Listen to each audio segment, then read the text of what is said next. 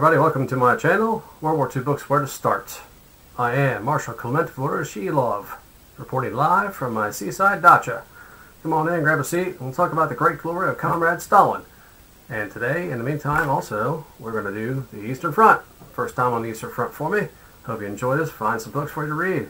We're going to kick this off with Barbarossa by Alan Clark. An oldie, but a goodie, from 1966. And it's going to clock in at 462 pages, main body text. And an oldie but a goodie because this is pre-Ultra release. Ultra was revealed to the public in 1974 by Captain Winterbotham or something like that. British intelligence finally spilled the secret of our wartime decoding efforts that enabled so many victories on so many fronts. It kept secret for a good long time for something that impacted everybody wanted to get their story out after the war, but the official Secret Act blanketed British military personnel for like 100 years or something. But this guy finally gave up the details of 74. So anything prior to 74, when they talk about intelligence stuff, it's not necessarily the real deal or ultra related material, because hardly anyone knew about this. The distribution list was very tiny. So, having said that, this is a general history of the Eastern Front, 41 to 45. So we got the road to Berlin, or I'm sorry, the road to Moscow and the road to Berlin, a classic two-parter kind of framing of the Eastern Front War. And within this relatively brief 462 pages, he's going to hit all the highlights and all the major stuff with a little bit of some map insets here and there to help you out with, you know, where the armies are going and kind of locate you in the vast wilderness of the Soviet Union. And I find it pretty valuable to this day. It's not heavy at all, although there are a tremendous number of names, just because it is a general history. So be aware of that.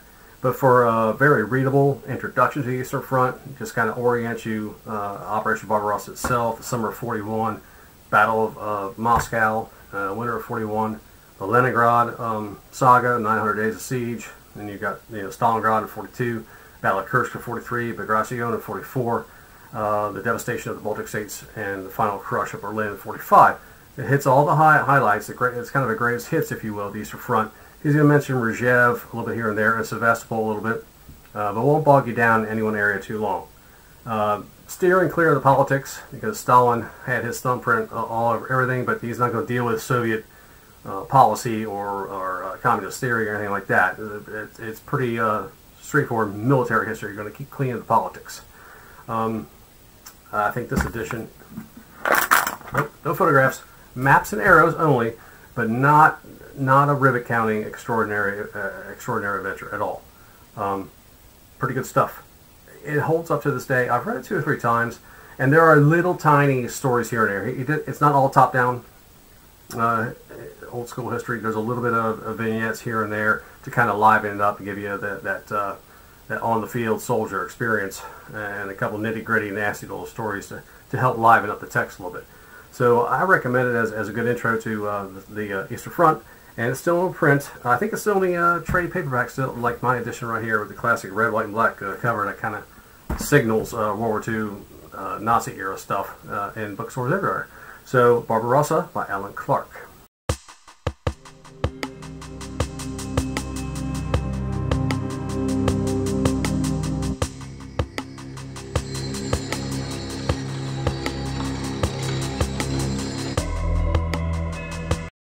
And as a little side note, we're going to kind of try to pair it up with films to go along with this. So I would recommend Generation War, a miniseries, German-made, from maybe 10 years ago.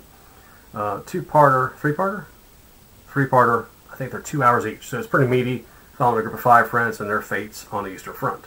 The Generation War is a good companion to Barbarossa. Next up, we have The Greatest Battle by Andrew Nagorski, and this was published in 2007.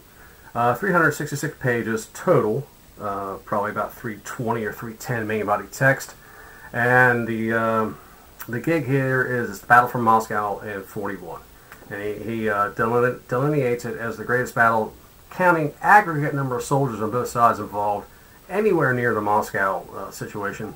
He's counting them as part of the battle to get over 1 million men.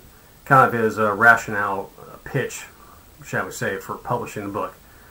This just this counts everybody. Somebody, a cook in a rear area kitchen, a medic, a Red Cross nurse somewhere, war correspondents happen to be in the theater. This counts everybody. It's not it's not necessarily just limited to people with rifles in their hands or driving a tank. So I find that claim a bit inflated, but hey, you know, you gotta have a sophisticated book published in a crowded field like World War II nonfiction. So take it for what it's worth. And then the gist of the book is really not the military stuff. It's all about the events leading up to Moscow 41, Stalin and politics and the riots in Moscow, and the Germans shifting military strategies as they try to crack the nut of the Russian juggernaut, just not juggernaut, but just mass of men that no matter how many they kill, there's more coming right back up. Hey, we got to kill these guys again and again and again. It's like a video game. There's so many Russians. They just can't seem to, it's like a hail of ants. You just can't get them all and to win the thing. And kind of the shifting desperation as we go from ultra confidence to this is a little more serious than we thought. Then good night, will this ever end? And at Moscow 41, the answer was definitively nope, not this year. So while there's bits and pieces of battlefield stuff, you may be kind of doing a little bit of, you know, where's the cookie at the end of it, because it's more heavy on situations around the battle than the battle itself. And there's a great story about taking Lenin's body out of the mausoleum and running it east on a railroad track, preserving it throughout the war in a small little town so that the Germans wouldn't get their hands on it and burn it, or, you know, drag it through the streets, whatever. That alone is kind of worth the price of admission. That's a nice little story, because, you know, every vignette of Soviet life is like, if you screw this up, we'll shoot you. You know, and you can't escape that. So no matter, the pressure's always on, no matter what it is. You know, deliver a letter or we'll shoot you.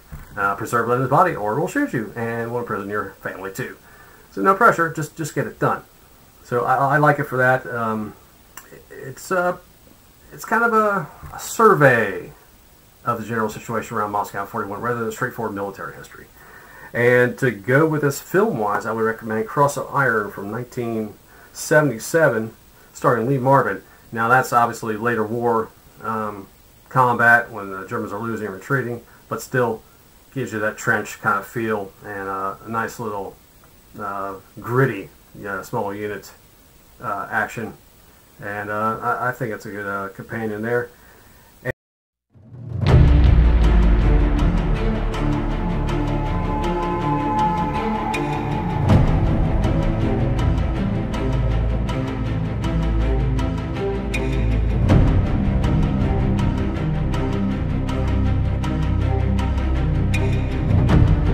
And as also as a companion, the next book up would be Retreat from Moscow by David Stahel.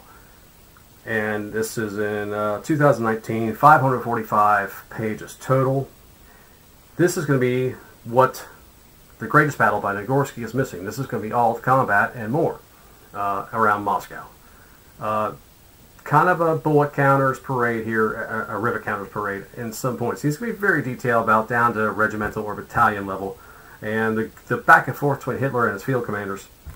As I said, the shifting strategy of how do we crack this nut, how do we end the war, can we get Moscow, if we get Moscow, do we end the war, or do they just retreat further east and we have to do it again? Just, you know, what should we do to wind this thing up in 6 months? And there's a great little story encapsulated in here between Hitler and one of his field marshals, worried about the number of machine guns posted in the cemetery. This is carried on back and forth between telephone and teletype all day long as it goes up the chain of command and down the chain of command. Hitler is worried to death about how many machine guns are defending this particular cemetery as part of the general line when the Soviets are counterattacking. And the answer eventually comes back to, Mein Fuhrer, we have 2 machine guns there. Oh my boy, that's just not good enough. Everybody knows you need 4 machine guns in a cemetery. Make sure it happens. So this is kind of the ridiculousness of micromanaging that Hitler would get into. And this is an early example. This is 41. This is not his ghost formations of 45 that he pointed to a number on maps. Said there must be 10,000 men there. Well, actually, sir, there's 5. And this is 41 when he's kind of losing his grip on reality to micromanage whatever, especially a field marshal. How many machines you got over here, Bob? I don't know. Let me check. It's that kind of stuff is really a gem in here and keeps the narrative flowing. So that's a good companion to Barbarossa. And I recommend it as a 1-2 punch if you really want to know about Moscow.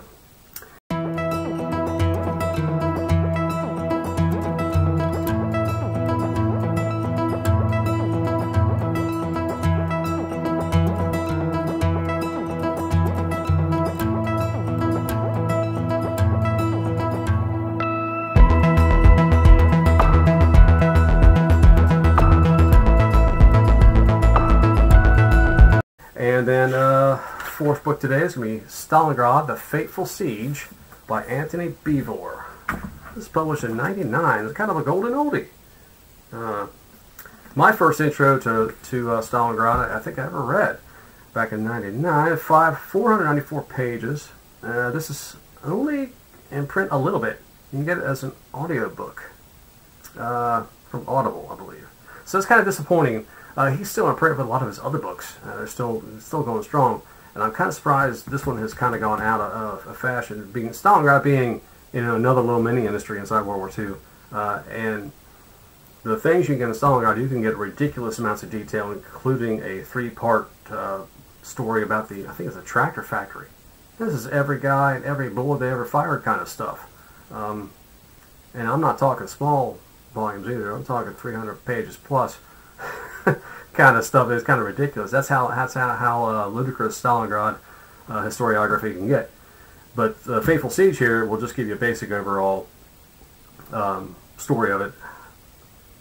And this is one of Beevor's earlier books, if not maybe his first. I'm not quite sure on that. So it's not as good as some of the latest. So this D-Day and the Ardennes book are really fantastic, and the Market Garden book are fantastic level of detail, especially for civilian experiences. Here, I think he was just getting his feet wet and get into the field, and so some of that later refined writing is missing. But there are some nice little stories in here that will stick with you. Love amongst the ruins, and you know, the soldier riding home.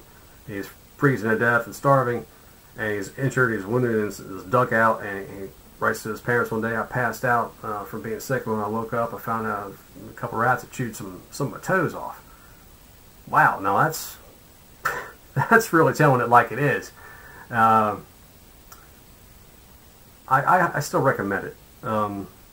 There's plenty of material out there for Stalingrad, and it's just a matter of how much detail and from what era you want it. So it's '99, so you're going to have any relevant intelligence revelations are going to be, you know, ultra related and probably more accurate than the earlier stuff.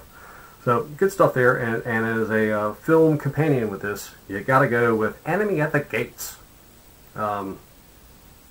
Jude Law and Ed Harris and Rachel Weisz starring. Nice little, it's American made, so there's some bombast and a bit of a contrived ending, although it does involve Vasily Zaitsev, or super sniper for the Soviets, who was at Stalingrad and made a propaganda poster boy. So whether it's his real exploits or Hollywood exploits or Soviet-style related propaganda exploits, pseudo-related in the film, I do not know all the nitty-gritty details on that.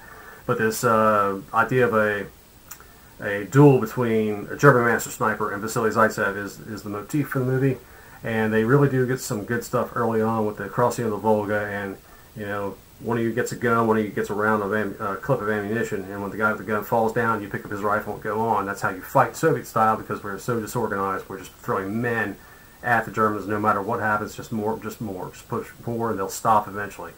That's Soviet strategy in '42. Not too refined. Pretty good movie, and like I said, it's got a little bombast and silliness. They had to end it somewhere, and the ending is, it's Hollywood. What you gonna do? So that's our brief tour of the Eastern Front today. Hope you found something you like.